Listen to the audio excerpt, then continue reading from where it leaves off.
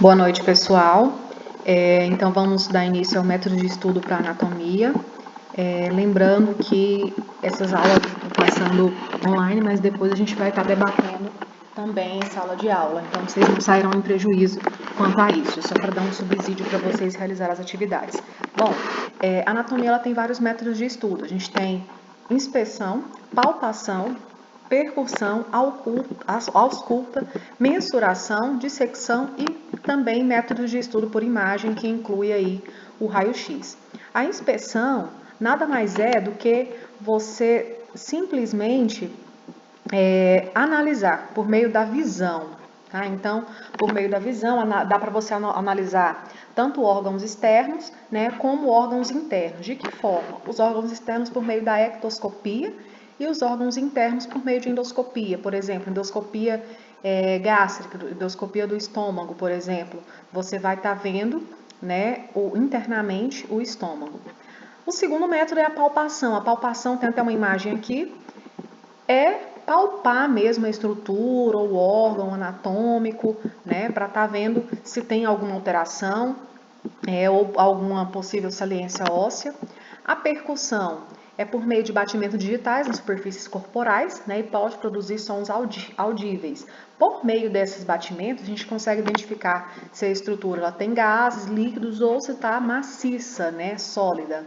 A ausculta pode ser por meio de um estetoscópio, né, que você vai avaliar, ouvir determinados órgãos, seu funcionamento, né, o coração, o pulmão, o intestino, você consegue identificar se tem murmúrios vesiculares, se tem movimentos peristálticos presentes, e também a mensuração, que você consegue avaliar a simetria corporal e possíveis anormalidades. Temos ainda a dissecção. A dissecção é o que a gente vai ver quando a gente for no laboratório da UNIRG. Ela é a separação minuciosa de diferentes órgãos para melhorar a visualização. Então, é como se cortasse, né, separasse as estruturas. E os métodos de estudo por imagem nada mais é que o famoso raio-x ou a ressonância magnética, a tomografia, né? Então, a anatomia clínica, né, que o raio-x dá para visualizar principalmente a parte óssea. Variação anatômica a gente já comentou, né, que são variações que tem de corpo para corpo, mas não deixando sair em prejuízo a parte funcional. A gente tem indivíduos que são ectomórficos, mesomórficos ou endomórficos. Os endomórficos, geralmente, eles são de estatura baixa e têm gordura corporal elevada. O mesomorfo, estatura média, né? E ele costuma ter bem protuberante a parte muscular, então, um sistema muscular bem desenvolvido. E o ectomorfo, geralmente são indivíduos de estatura alta e são bem magros. As células, né, elas são as maiores partes dos seres vivos, foi o que a gente estava comentando na aula passada, a aula presencial que a gente teve em sala. A gente tem que as células elas são compostas, né, vou até desenhar para facilitar para vocês compreenderem. A gente tem a membrana plasmática, né, o núcleo celular e o citoplasma.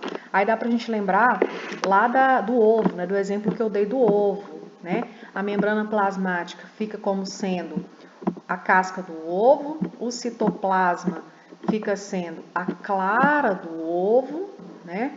Citoplasma, e o núcleo fica sendo a gema do ovo, né? Então, quando a gente memoriza, visualiza o ovo, fica fácil para compreender as estruturas principais da célula, né? Então, aqui é o núcleo. As células formam o organismo da maioria dos seres vivos e apresentam membrana envolvendo o seu núcleo. São as células eucariotas. As células eucariotas, ela tem o material genético dentro do núcleo, né? E esse material genético, ele tem uma membrana, que a gente chama de carioteca. Essa membrana envolve o núcleo, né? Então, a célula eucarionte, ela tem a membrana plasmática, que é essa estrutura aqui por fora, estrutura externa. Tem organelas no citoplasma, que a gente vai falar das principais, né? O ribossomo, que é responsável pela síntese proteica, complexo de Golgi, mitocôndria, que é responsável pela respiração celular, lisossomos, que é responsável pela digestão celular, enfim, então tem várias organelas citoplasmáticas aqui dentro do citoplasma, além do núcleo, né, que tem o material genético dentro dele. E o núcleo, ele é, ainda no meiozinho do núcleo, a gente tem o nucleolo, né? E temos também o material genético lá dentro do núcleo.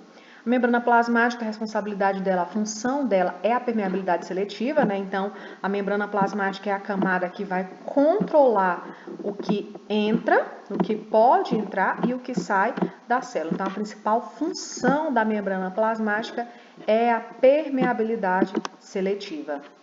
Temos ainda o citoplasma, né? Que é onde fica todas as organelas citoplasmáticas lá nele, presas nele. A maior composição do citoplasma é água, tá? Lembrando que o citoplasma ele é bem gelatinoso, semifluido. Temos as mitocôndrias no citoplasma, que tem como função principal a respiração celular, os ribossomos, que são responsáveis pela síntese de proteínas, e o retículo endoplasmático. Esse retículo endoplasmático ele tem como função principalmente facilitar o transporte e a distribuição de substâncias no interior da célula. Retículo endoplasmático a gente tem dois, tem o retículo endoplasmático liso e o retículo endoplasmático rugoso, onde o retículo endoplasmático liso não tem ribossomos e já o retículo endoplasmático rugoso tem ribossomos aderidos nele. Então, lembrando que a gente tem os ribossomos, eles podem estar tanto dispersos aqui no citoplasma, ó, dispersos no citoplasma, como ele pode estar aderido aqui no retículo endoplasmático rugoso, tá?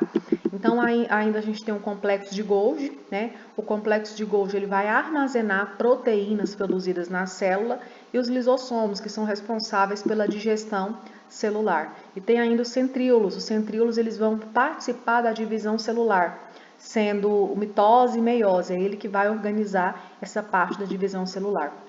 E o núcleo da célula é o centro vital da célula, né? É a maior estrutura da célula e ele vai ser responsável por armazenar, por abrigar o material genético, o DNA e o RNA, né? O ácido desoxirribonucleico ou ácido ribonucleico.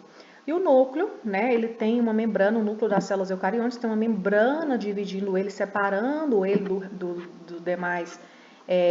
das demais organelas citoplasmáticas, que é uma membrana chamada como carioteca. É a principal diferença da célula procarionte, né, a célula da bactéria, por exemplo, para a célula eucarionte. Então, vamos lá. Célula eucarionte, eu tenho o núcleo organizado, ou seja, um núcleo que tem material genético, um núcleo que tem uma carioteca, né, separando o material genético das demais estruturas da célula. Já a célula procariótica, o material genético, ele fica aqui disperso no meio da célula.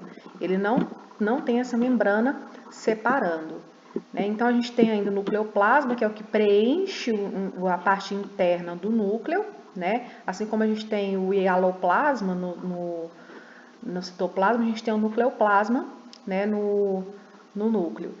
E tem o nucleolo. O nucleolo é o que fica bem no meio mesmo do núcleo, né, e ele fica os genes, né, nele. Então, a gente tem no núcleo da célula mais ou menos essa estrutura, né, os nucleolos, os cromossomos, cromatina e o envoltório aqui, que é a carioteca. E aí a gente entra na parte dos tecidos, né? As células elas vão formar os tecidos. Os 4 grupos principais de tecidos que nós temos é o tecido epitelial, tecido conjuntivo, tecido muscular e tecido nervoso. As células do tecido epitelial elas são muito próximas umas das outras, né? Então a gente tem aqui tecido epitelial, as células são bem próximas uma das outras. Essa segunda aqui, a pele é um exemplo muito bom, né? Porque a gente consegue trabalhar o tecido epitelial, tecido conjuntivo e o tecido adiposo. O tecido conjuntivo é onde eu já tenho vascularização e as células elas são mais espaçadas uma da outra. Já o tecido epitelial não, as células são bem próximas uma da outra e tem como função revestimento e proteção do corpo, né? E tem ainda o tecido conjuntivo. Esse tecido conjuntivo a gente consegue dividir ele em tecido adiposo, tecido cartilaginoso, tecido ósseo e tecido sanguíneo. A função do tecido conjuntivo é principalmente unir e sustentar os órgãos do corpo. Então, o tecido adiposo ele é formado por adipócitos. Adipócitos são células de gordura, tá? Então, aqui a gente tem imagem dos adipócitos, olha a quantidade de adipócitos, são as células de gordura. Elas ficam embaixo da pele. Então, eu tenho aqui a epiderme, né, que é a camada mais externa da pele. Debaixo da epiderme tem a derme e embaixo da derme eu tenho a hipoderme, ou tecido adiposo, onde eu tenho os adipócitos, né, aqui as células de gordura.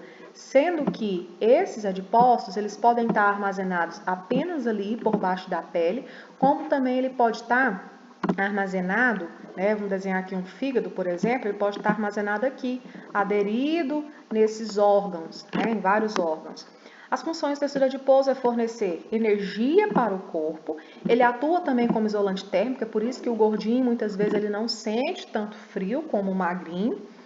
Oferecer proteção também, por exemplo, contra pancadas. Alguma vantagem o gordinho tinha que ter, né? Então, o gordinho ele tem uma proteção maior contra choques mecânicos do que o magrinho, por exemplo. E tem aí o tecido cartilaginoso. O tecido cartilaginoso é aquele que está presente tanto nas orelhas, né, como também no nariz. É um tecido bem resistente, só que ele é um tecido flexível. E é isso, gente. Obrigada. Qualquer dúvida, estou à disposição aí no WhatsApp, ou por telefone ou por e-mail.